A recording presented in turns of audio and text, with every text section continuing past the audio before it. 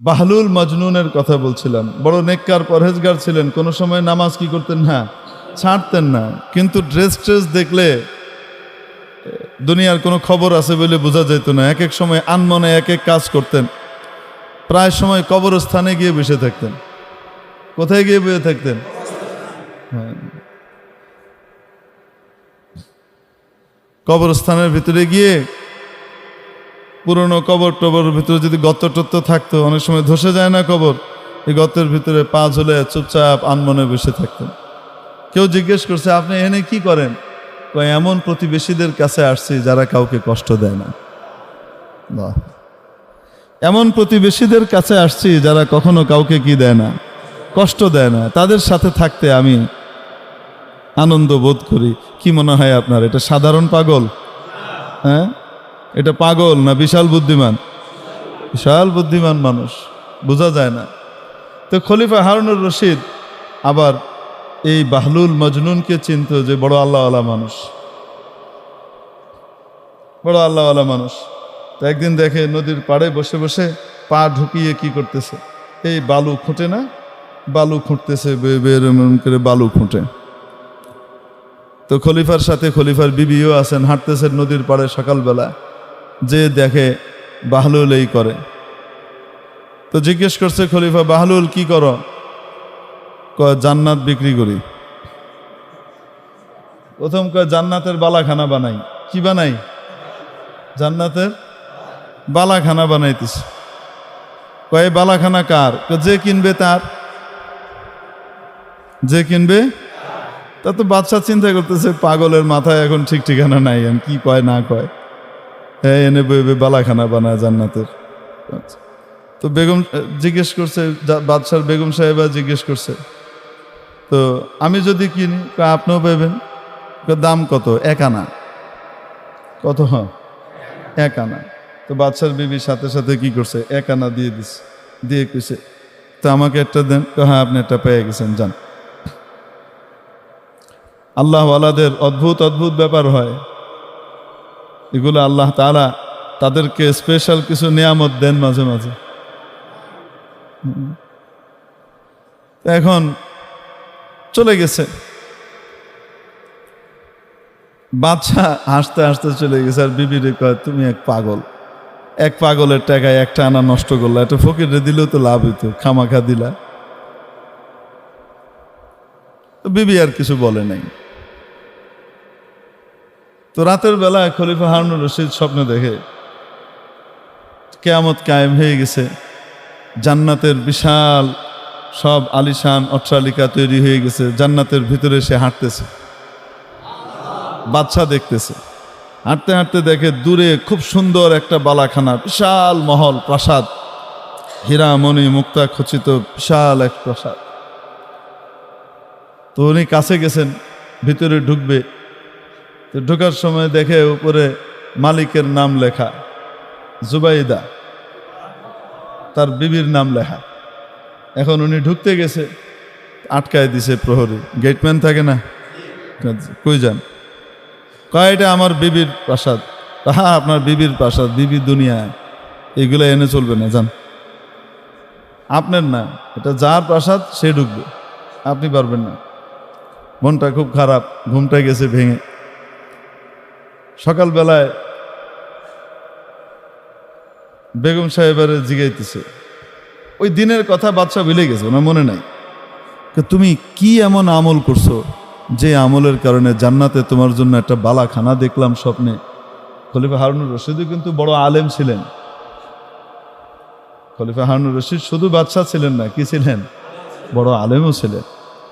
প্রতিদিন নিজের সমস্ত রাজকার্য পরিচালনা করা সত্ত্বেও প্রতিদিন 100 রাকাত নফল আদায় করতেন। তার আগে ঘুমাইতেন না, দিনদার বাদশা।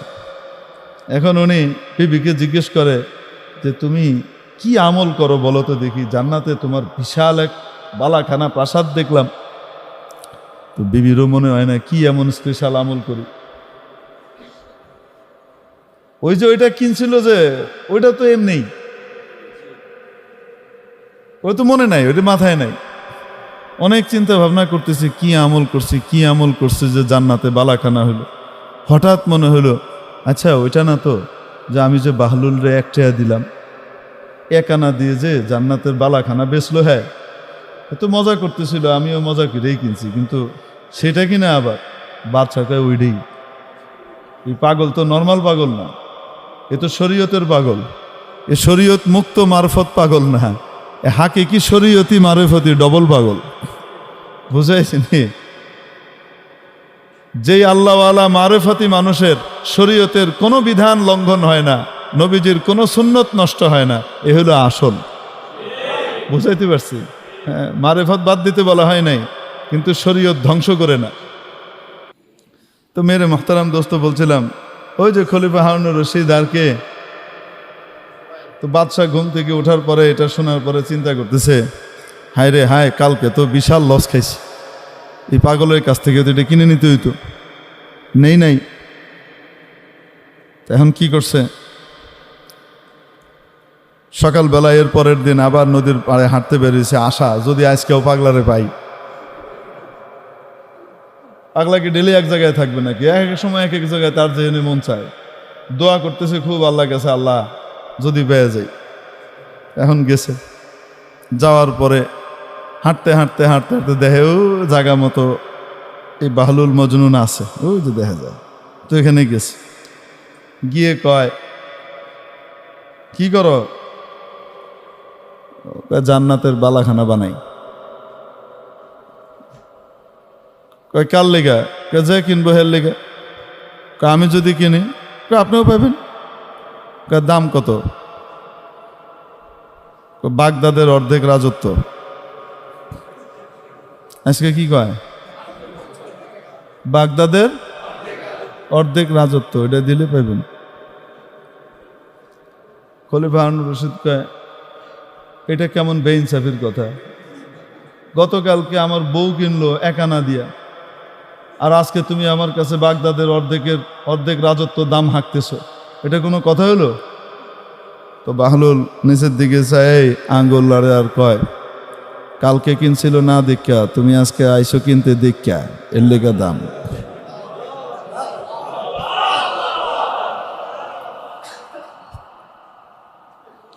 কালকে যে কিনছিল সে গায়েবের উপরে বিশ্বাস করে কিনছিল, আর আজকে তুমি যে কিনতে আইছো, আমি তো তারে কইছিলাম জান্নাতের দাম 1 আনা দিলেই তুমি পাইবা, তুমি আমার কাছে দাও, আমি আল্লাহর রাস্তায় খরচ করে দিব, তোমার পক্ষ থেকে খরচ করে দিব, এটাই তো কইছিলাম। আমি তো আর খাইতাম না, আমারে দাও, আমি আল্লাহর রাস্তায় কি দিব, এটা লাগাই দিব, এটাই তো কইছিলাম। তো সওদা তো আল্লাহর লগে হইতো, আমার লগে না। তো বাদশাকে আমি দেখছি, তুমি জানলা কই থেকে দেখছি? স্বপ্নে দেখছো না, এখন আইসো।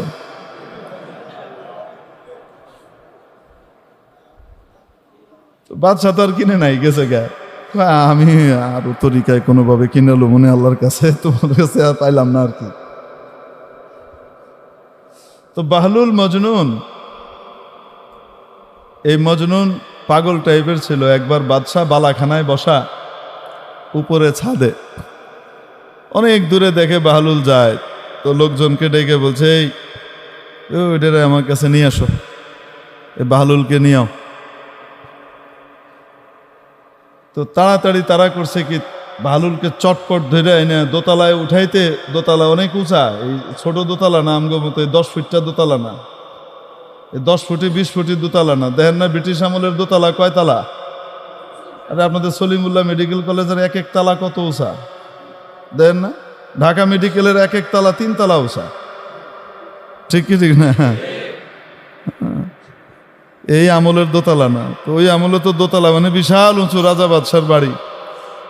বলতে চট করে নিয়ে আসো। এখন এরা করছে কি, ওইরা নিয়ে এসা ওখানে দড়ি দিয়ে এক ধরনের কি ছিল, ব্যবস্থা ছিল যে দ্রুত শর্টকাট উপরে উঠা যায়, নামা যায়। নিচে দড়ি বাঁধা, উপরেও কি দড়ি বাঁধা।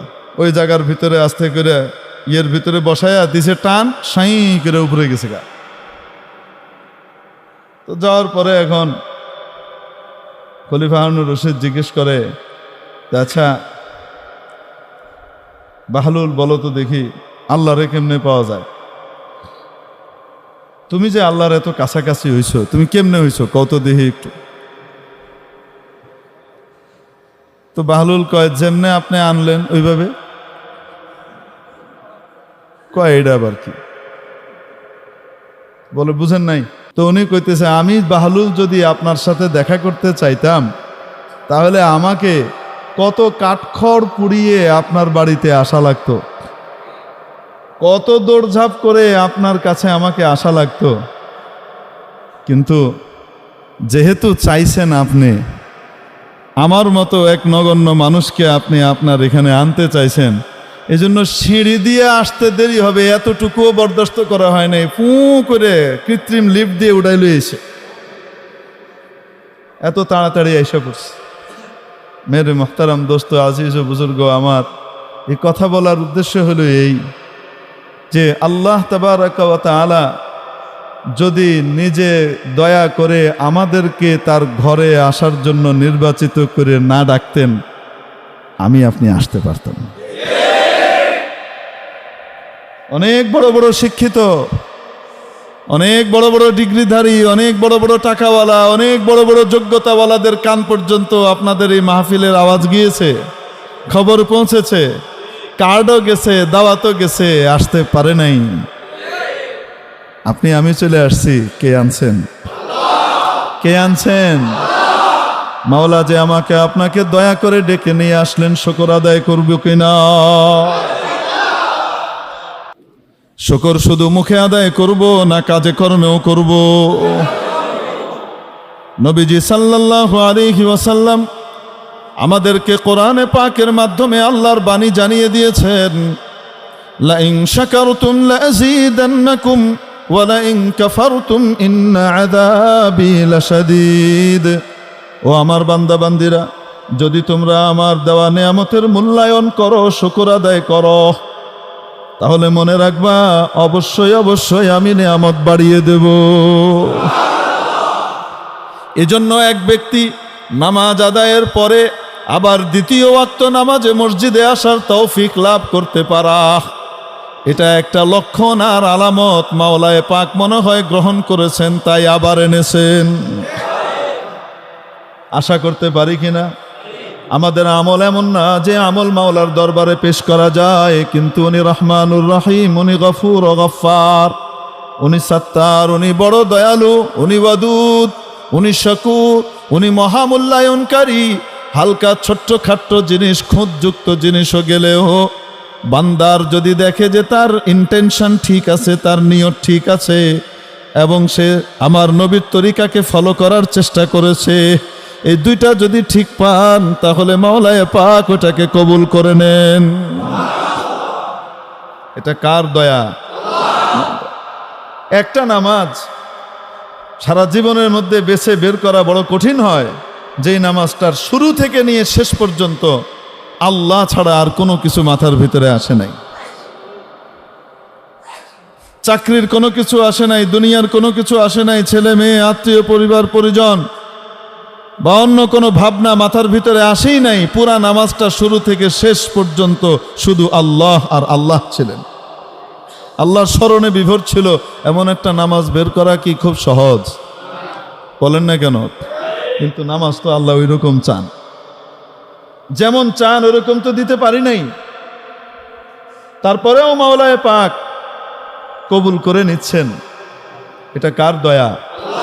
আল্লাহ যদি ইনসাফ করতেন, সুবিচার করতেন কিয়ামতের দিন, যদি সুবিচার করেন কিয়ামতের দিন, তাহলে ওই সুবিচারের বদলায় আমাদের কারো জান্নাতে যাওয়া সম্ভব না। আল্লাহর সুবিচার দিয়ে কেউ আমাদের পক্ষে জান্নাতে যাওয়া সম্ভব না, সব জাহান্নামে যাওয়া লাগবে। ঈমান আমল সব থাকা সত্ত্বেও শুধু একটা জিনিস যদি ধরেন, তুমি যদি কাউকে ভালোবাসতা, তার সাথে যদি আরেকজন খাতির করে, তুমি সহ্য করতে পারতা না। তোমার নামাজের ভিতরে আমার সাথে আরো কতজনাই ছিল, অমুক দেখতেছে, অমুক খুশি হবে, অমুক ভালো বলবে, কত রকমের কত কিছু আইছিল। যদি আমি ওইটা ধরতাম, আমার গায়রত্ব তোমার চাইতে অনেক বেশি। কয়টা ইবাদত আমারে দিতে পারবা তুমি? সম্ভব? বলেন না কেন? আল্লাহ যদি ইনসাফ করেন, কিয়ামতের দিন সুবিচার করেন, অবিচার তো আল্লাহ কখনো করেনি না, করবেনও না, যদি সুবিচারও করেন তো তাহলেও আমাদের পক্ষে জান্নাতে যাওয়া সম্ভব নয়। তো কি দিয়ে জান্নাতে যাব? ওনার রহম দিয়ে, ওনার করম দিয়ে, ওনার দয়া দিয়ে, ওনার কৃপা দিয়ে, ওনার অনুকম্পা দিয়ে, ওনার ফজল দিয়ে, ওনার ইহসান দিয়ে, ওনার মেহেরবানি দিয়ে, ওনার দয়া দিয়ে যাব। ওনার দয়া পাওয়ার জন্য ওনার আদেশগুলা পালন করি, ওনার রোশানল থেকে বাঁচার জন্য হারাম কাজগুলো থেকে দূরে থাকতে হবে। হারাম কাজ করব না, কারণ উনি রাগ হবেন। নাজায়েজ কাজ করব না, কারণ উনি নাখোশ হবেন। নামাজ পড়ব, রোজা রাখবো, নবীর তরিকায় চলবো, কেন? কারণ উনি খুশি হবেন। ঠিক কি ঠিক না? আমাদের কাজ হলো এটা। ইয়াবা মুরায়ানা ইয়াবাম জুস্তে জুয়ে মিকুনাম হাসেল আয়াদ ইয়ানায়াদ আর জুয়ে মিকুনাম। ইয়াবা মুরায়ানা ইয়াবাম জুস্তে জুয়ে মিকুনাম হাসেল আয়াদ ইয়ানায়াদ আর জুয়ে মিকুনাম। আয় মাওলা, যেরকম নেক আমল তোমার সামনে দেওয়া দরকার ছিল, একটা আমলও তো তোমার মন মতো ইচ্ছা মতো করে দিতে পারি নাই। তারপরও চেষ্টা করে যাব, চেষ্টা করে যাব, চেষ্টা করে যাব যেন তোমাকে পাইতে পারি, তোমার সন্তুষ্টি যেন পেতে পারি। আমি চেষ্টা করা ছাড়ব না। আমার কাজ চেষ্টা করা, পূর্ণতা দেওয়ার মালিককে, মহাদয়াবান মাওলা দয়া করে আমাদেরকে তার সন্তুষ্টি নসিব করবেন বলি আমিন। চেষ্টা তো করে যাও, ঠিক কি ঠিক না? না চেষ্টা ছেড়ে দিব? আরে মোহতারাম দোস্ত, এই জন্যে বলছিলাম, আল্লাহ যদি কিয়ামতের দিন সুবিচার করেন তাও আমাদের জান্নাতে যাওয়া সম্ভব না। আগেকার আমলের এক বুজুর্গ, আগেকার আমলের মানুষ অনেক লম্বা হায়াত পেত। হযরত আদম আলাইহিস সালাম 1000 বছর হায়াত পেয়েছেন। নূহ আলাইহিস সালাম ওই রকমই কাছাকাছি বয়সের হায়াত পেয়েছেন। কেউ কেউ আরো বেশি লম্বা হায়াত পেয়েছেন। তো আগেকার আমলের এক বুজুর্গ 1000 বছর ইবাদত করেছেন। কত বছর?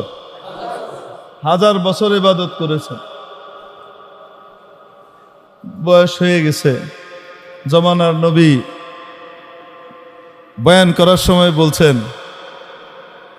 বয়সের তুলনায় নবী যিনি আছেন এখন উনি নবীন, বহু আগের কথা। উনি বয়ানের ভিতরে বলছেন, আল্লাহর রহমত ছাড়া কেউ জান্নাতে যেতে পারবে, শুধু ইবাদত দিয়ে যাওয়া সম্ভব না। এখন এই বুজুর্গ মনে মনে কয়, এটা কেমন কথা কইল? এত ইবাদত করছি, আমার বুঝে ইবাদত দিয়ে আমি যাইতে পারবো না, এটা কোনো কথা হইল?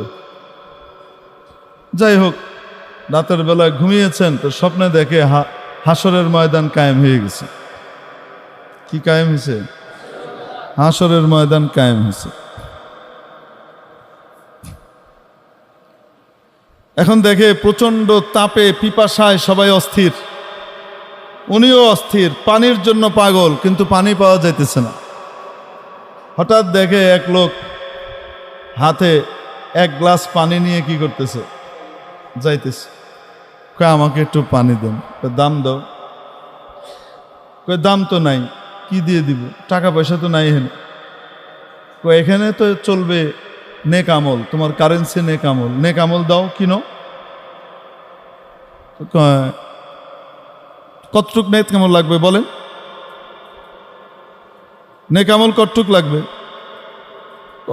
1 গ্লাসের দাম তো 1000 বছরের ইবাদত, আধা গ্লাস 500 বছরের। কয় আধা গ্লাস দেন। সব দিয়ে দিলে যাবো কেমনে জান্নাতে? আধা গ্লাস দেন। আধা গ্লাস নিয়ে খাইছে, খাওয়ার পরে পিপাসা আরো বাড়ছে। পুরা পানি ঠিক মতো না গেলে পিপাসা কমে না বাড়ে? কয় আধা গ্লাস দেন, পিপাসা বেশি বেড়ে গেছে, কারো 500 বছরের ইবাদত দেওয়া লাগবে। দিয়ে দিছে। আল্লাহর সামনে হাজির হয়েছে। কি আনছো? এ আল্লাহ, নাই তো কিছু। কয় কি আশা করো? কয় আপনার রহমত আশা করি। আল্লাহ কয় হ্যাঁ, আমার রহমত ছাড়া কেউ জান্নাতে যাবে না। দুনিয়াতে যে পানি খাইতেছি, আল্লাহ তাআলা যদি এই পানিগুলার দাম ধরতেন, পানিগুলার দাম দিতে পারবো? কোনো কিছুর দাম ধরলে দিতে পারবো? যার কাছে দুনিয়ার এক পয়সা নাই তাকেও আল্লাহ তাআলা কোটি কোটি টাকার সম্পদ দিয়ে রাখছেন। আপনারা হসপিটালে আছেন, এই মিটফোর্ড হাসপাতাল বাংলাদেশের নামকরা সেরা হাসপাতালের ভিতরে একটা, প্রাচীন হাসপাতালের মধ্যে বড় বড় অপারেশন হয়। কিডনি প্রতিস্থাপন করতে গেলে কিডনি নষ্ট হয়ে গেছে, একটা কিডনির দাম কয় লাখ টাকা।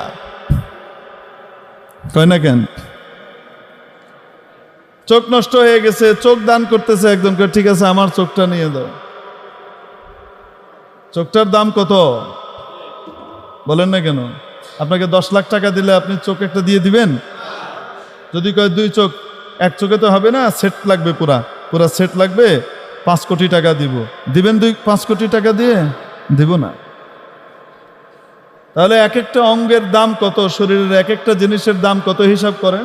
যেগুলা স্পেয়ার দিয়ে দিছে আল্লাহ তাআলা, কিডনি তো 2টা দিয়ে দিছে, একটা থাকলে না গেলেও আরেকটা হইলেও চলে, কয় না কেন?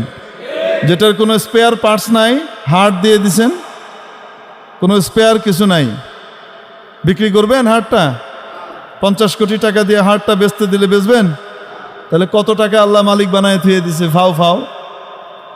হসপিটালে যাদের অক্সিজেন দরকার পড়ে, একটা পর্যায়ে অক্সিজেন কিনা লাগে, কয় না কেন? এত ইউনিট এত টাকা, এত ঘন্টায় এত টাকা, আছে না নাই? ফ্রি অক্সিজেন ব্যবহার করতেছি, কোনোদিন আল্লাহ তাআলা ট্যাক্স বসাইছে? বসাই নাই। আর কত দয়া! তারপরে বেটাগিরি দেখাই, আল্লাহ আম করে জান্নাত দিব না, মানে পাইছেটা কি? বাপরে বাপটা কি! তবে হ্যাঁ, যদি শুকর আদায় করি, মাওলা যে নিয়ামত দিয়েছেন সেই নিয়ামতের শুকর আদায় করলে রব্বুল আলামিন বলেন লা আযীদান্নাকুম, অবশ্যই অবশ্যই তোমার নিয়ামত বাড়িয়ে দিব। নিয়ামতের শুকর কাকে বলে? একটা হলো মৌখিক শুকর, আলহামদুলিল্লাহ, কৃতজ্ঞতা জানালাম মুখ দিয়ে।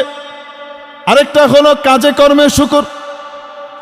কাজে কর্মে যদি কৃতজ্ঞতা বোধ প্রকাশ না হয়, শুধু মুখ দিয়ে প্রকাশ পেলে মাপ পাওয়া যাবে।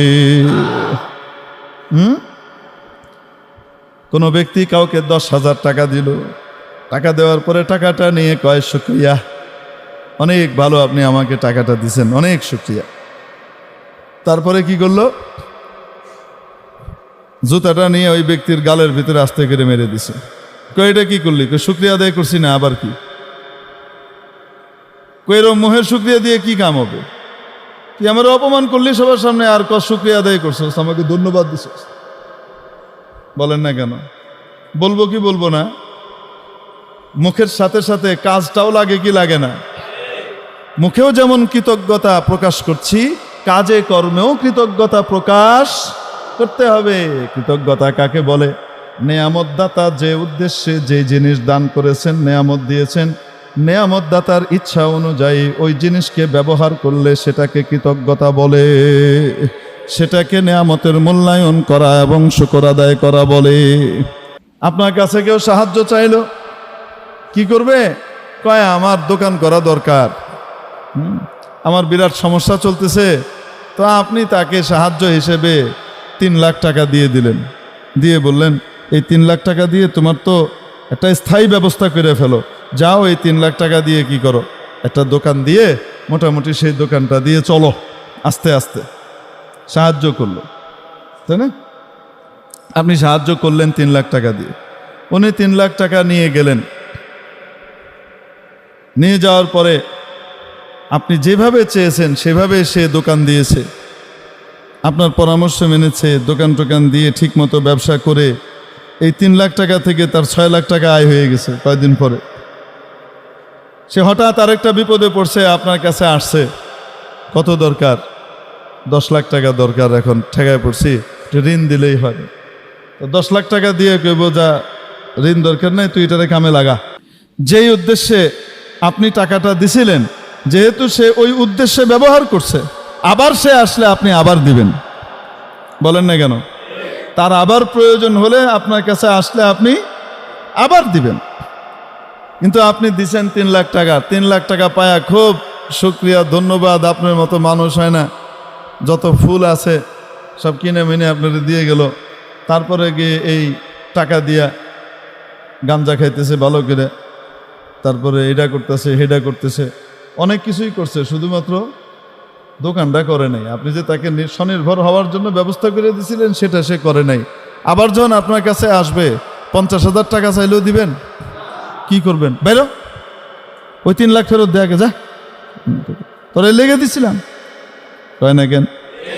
আল্লাহ রব্বুল আলামিন আমাকে আপনাকে চোখ দিয়েছেন, নাক দিয়েছেন, কান দিয়েছেন, মস্তিষ্ক দিয়েছেন, হাড় দিয়েছেন, শরীরের অঙ্গ প্রত্যঙ্গ দিয়েছেন। কেন? ওনাকে খুশি করে, ওনার খুশির কাজ করে জান্নাতের মেহমান হবার জন্যে। আমাদের বাবা হযরত আদম আলাইহিস সালামের সুপুত্র, সুকন্যা, সুসন্তান হবার জন্যে, বাবার নীতিতে থেকে আল্লাহকে মেনে জান্নাতি হবার জন্যে, বাবার বাড়ির ভাগ পাবার জন্যে। সুপুত্র সুকন্যা বাবার বাড়ির মধ্যে ভাগ পায়, ঠিক কি ঠিক না? ত্যায্য পুত্র বাবার বাড়ির মধ্যে ভাগ পায় না। এই কাজের জন্য আল্লাহ আমাকে আপনাকে পাঠাইলেন এবং বলে দিলেন এক কথায়, সূরাতুদ যারিয়াতের 56 নম্বর আয়াতে মাওলা বললেন, ওয়ামা খালাকতুল জিন্না ওয়াল ইনসা ইল্লা লিয়াবুদুন। আমি জিন এবং ইনসানকে তৈরি করেছি শুধুমাত্র আমার ইবাদত করার জন্যে। কিসের জন্যে? ইবাদত মানে ওনার কথা মানা। ইবাদত মানে কি? ব্যবসা বাণিজ্য, চাকরি বাকরি, ওঠা বসা, পরিবার পরিজন পরিচালনা, দুনিয়ার যে কোনো কাজ কারবার আমরা করি সেটা ওনার ইচ্ছে অনুযায়ী, উনি যেভাবে বলেছেন সেভাবে করলেই সেটা ইবাদত হয়ে যায়। ওনার আদেশ অনুযায়ী, উনি আদেশ করেছেন, যদি আমাকে পেতে চাও আমার নবীর তরিকা ফলো করো। কুল ইন কুনতুম তুহিব্বুনাল্লাহ ফাত্তাবিউনি ইউহিব্বুকুমুল্লাহ।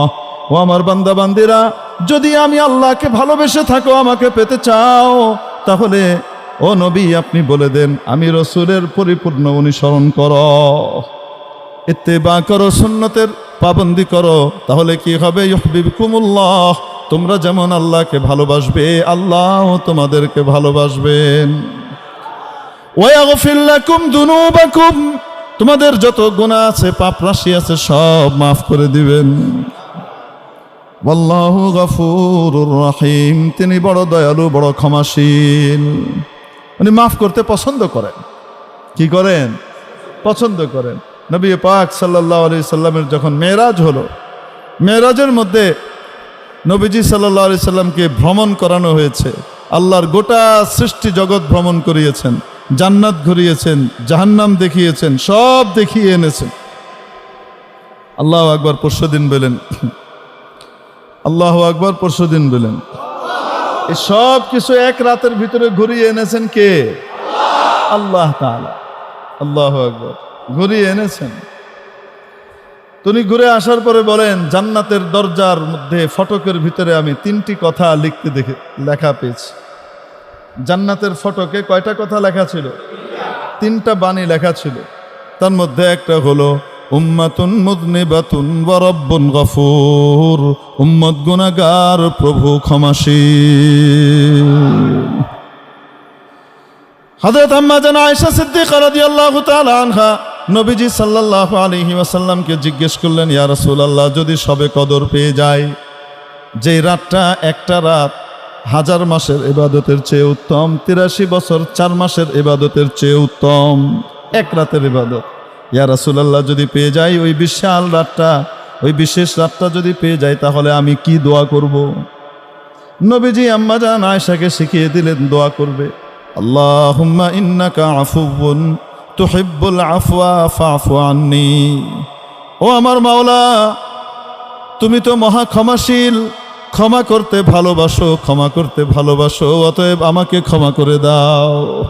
আমি গুনাহ করেছি, আমি আর করব না, আমি তওবা করলাম, ভবিষ্যৎ জীবনটাকে গুনাহমুক্ত রাখবো, আর এই গুনাহ করব না, আল্লাহ আমাকে ক্ষমা করে দাও, এই কথা বলবি। মাফ করতে ভালোবাসেন কিনা? বলেন না কেন? ভালোবাসেন কি বাসেন না? এখন বলেন দেখি, চোখ দিয়েছেন কে? কান দিয়েছেন কে? কেন? ওনার নাফরমানির গান বাজনা শোনার জন্যে। চোখ দিয়েছেন কেন? নাফরমানির কাজ করার জন্যে। যেগুলা দেখা নিষেধ সেগুলা দেখার জন্যে, ওগুলা তাকানোর জন্যে চোখ দিয়েছেন। আহা, মুখ দিয়েছেন কেন? উনার বিরুদ্ধে কথা বলার জন্যে। মুখ দিয়েছেন কেন? উনার বিরুদ্ধে যে সমস্ত কথাবার্তা আছে, উনার বিধানের বিপরীতে যত কথা আছে সেই কথাগুলা বলার জন্য মুখ দিয়েছেন। মুখে খুব বলি আমি ইমানদার, মুখে বলি আলহামদুলিল্লাহ, আর আল্লাহর বিধানের বিরুদ্ধে অবস্থান নেই। মনে রাখতে হবে এটা মুখে শুকরিয়া জানিয়ে জুতা মারার শামিল। ঠিক কি ঠিক না? তাহলে বলেন তো দেখি, একটা জিনিস এখন থেকে ঠিক করে নেই, আর যাই করি না কেন কোনোদিন আল্লাহর বিধানের বিরুদ্ধে কোনো কথা বলবো না। আমি আমল করতে পারি আর না পারি, আমার মধ্যে দুর্বলতা থাক আর সাবল্য থাক, যাই থাক না কেন, আমি কখনো কখনো কখনো আল্লাহর বিধিবিধানের বিরুদ্ধে অবস্থান নিব না। কোনোদিন আল্লাহর বিধিবিধান বিরুদ্ধচারণকারীর সাথেও সঙ্গ দিব না। পারবো তো ইনশাআল্লাহ? তাহলে শুকরিয়া আদায় হবে। তাহলে কি আদায় হবে? শুকরিয়ার প্রাথমিক ধাপ আদায় হইল যে আমি আল্লাহর বিধানের বিরুদ্ধে নই। আল্লাহ আমাদেরকে বুঝবার তৌফিক দান করেন। আমি নামাজ পড়ার ভিতরে যদি আমার দুর্বলতা থেকেও থাকে, কিন্তু কোনো ব্যক্তি যদি নামাজ যথাসময়ে আদায় করতে চায়, কখনোই আমি তার বিরুদ্ধে যাব না, আমি তার সাহায্য করব। ঠিক কি ঠিক না? আমি হয়তো দাড়ির বিধানটা ঠিক মতো রাখতে পারছি না, কিন্তু যে ব্যক্তি দাড়ি রাখে তাকে আমি সম্মান করব, কারণ সে আমার মাওলার বিধান পালন করছে। ঠিক কি ঠিক না? নাকি পিছনে খোসানির লিগে ঘুরে বেড়াবো? দাড়িওয়ালা করে কেমনে খোসানি যায়? হ্যাঁ, এরকম করবো নাকি? হ্যাঁ, আল্লাহ আমাদেরকে বাঁচার তৌফিক দান করেন।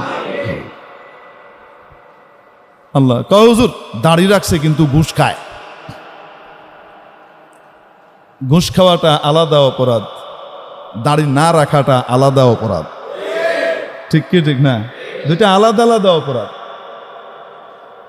হ্যাঁ, বেশি ভালো হতো যেমন দাড়ি না রাখার অপরাধটা পরিহার করে দাড়ি রেখে সওয়াবের কাজ করতেছে, ঘুষটাও যদি না খেত, ওই অপরাধটাও যদি বর্জন করত, তাহলে আরো ভালো হতো, সোনায় সোহাগা হতো। ঠিক কি ঠিক না? শয়তান যেন এসে আমাদেরকে এই বুদ্ধি না দেয়, এটা শয়তানের কুমন্ত্রণা। আরে হুজুর বহুত দেখছি দাঁড়িয়ে আছে, মাথায় টুপি পরে, এই পরে, আর সমান তালে ঘুষ খায়, পয়সা ছাড়া কোনো কাম করে না। দেখছি এর লেগে নামাজ পড়ি না। ওরে তো নামাজ কি দোষ করলো? কয় না কেন? হ্যাঁ, নামাজ দোষ করছে? হ্যাঁ, ওই ব্যক্তি যে ঘুষ খাইতেছে এটা নামাজ পড়ার কারণে? কয় না কেন? না, নামাজে ওর আগ দিয়ে ঘুষ খায়। কয় না কেন? বরং নামাজটা যদি ঠিকমতো সুন্দরভাবে হইতো, তাহলে এই কাজটা থেকেও নামাজ তাকে বাধা দিয়ে দিত। নামাজ দুর্বল, নামাজটা শক্তিশালী হয় নাই, এজন্য এই অপকর্মটা করে বেড়ায়। সূরা আনকাবুতের ৪৫ নম্বর আয়াতে রব্বুল আলামিন বলেন, উতলু মা উহিয়া ইলাইকা মিনাল কিতাবি ওয়া আকিমিস সালাহ ইন্নাস সালাতা তানহা আনিল ফাহশাই ওয়াল মুনকার। ও নবী, নামাজ কায়েম করেন।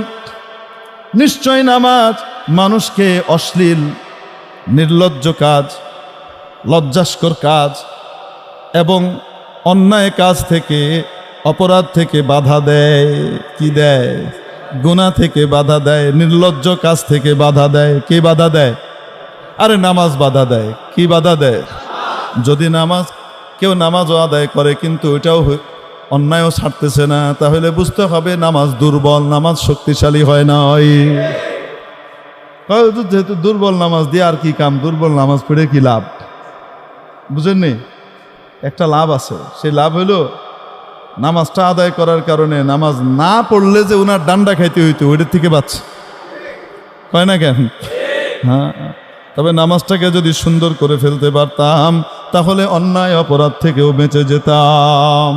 এজন্য নামাজ সুন্দর করতে হবে কিনা? কোনো নামাজি ঘুষ খায়, কোনো নামাজি উল্টাপাল্টা করে, জমি দখল করে, জুলুম করে, তাই বলে আমি নামাজ পড়বো না? ও যে অন্যায় করে, এটা কি নামাজের কারণে করে? আরে কয় না কেন? বরং আপনি নজির দিয়ে দেখান যে আমি নামাজও পড়ি, অন্যায়ও করি না, আমার নামাজ শক্তিশালী। আল্লাহ তাআলা আমাদেরকে শক্তিশালী নামাজ অর্জন করবার তৌফিক